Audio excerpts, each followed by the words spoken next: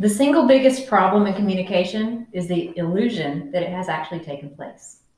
This quote is attributed to George Bernard Shaw, but ironically, in all of my Google searching, I couldn't actually find any proof that he said this. That said, communication is more than words. It is our tone, our presence, it is the way we present ourselves, our state of being, it's our body language. Whether we like it or not, how we communicate sets the compass for what happens next. Many believe the foundation to any relationship is communication. How well we lay that foundation and protect it can determine many aspects of our happiness throughout our lives. It can also make or break those relationships. Understanding communication competencies can help us improve our communication skills. How self-aware are you? The first communication competency is self-awareness. Self-awareness is a skill that, like a muscle, needs a good workout to stay strong and flexible. The American Psychological Association defines self-awareness theory as the consequences of focusing attention on oneself. When we can be in tune with ourselves, we can be more in tune with the people that we are assisting. This fine-tuning of awareness can apply to personal and professional relationships. The second communication competency is adaptability. Similar to considering self-awareness, adaptability can be considered the flexible portion of communication competencies. Flexibility requires portions of the communication competency and the communicator to be able to adapt to situations so that it changes the behaviors in order to meet the goals. Adapting to one's surroundings or being flexible while communicating can help both parties. The communicator can be understanding of the goals that they're seeking while also taking into consideration the people they're attempting to motivate and achieve their goals. The third communication competency, and perhaps my personal favorite, is empathy.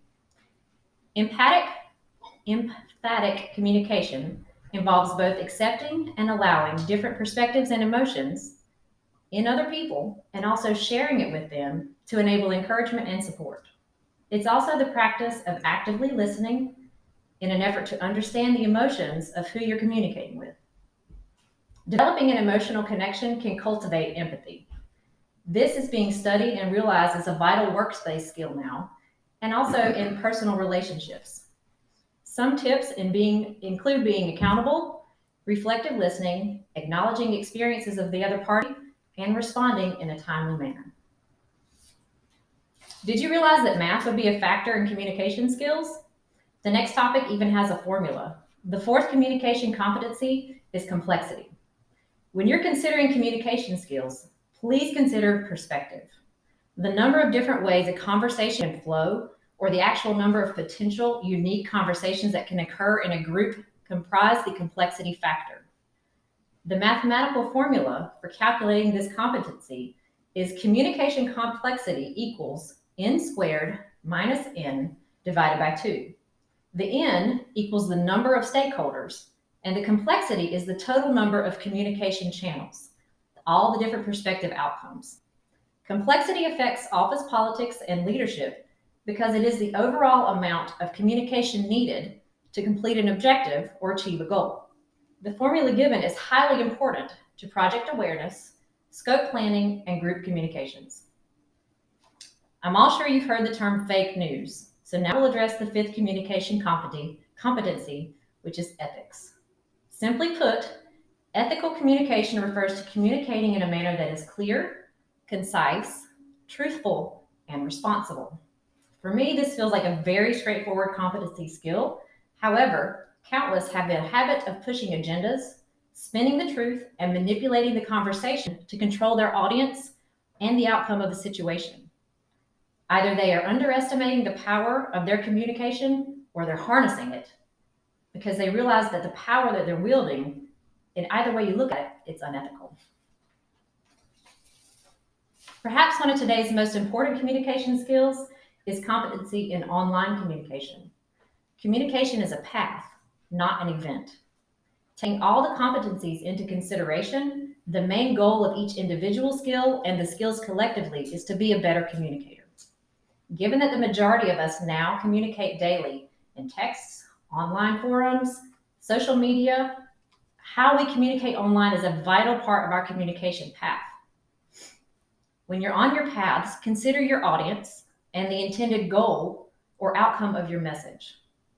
When you're communicating online, realize that it will essentially be permanent and unfortunately can also be taken out of context. Also keep in mind that persons of other cultures can be affected by your statements.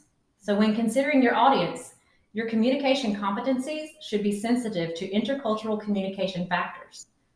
Culture can be defined as learned, shared symbols, language, values, and norms that distinguish groups of people.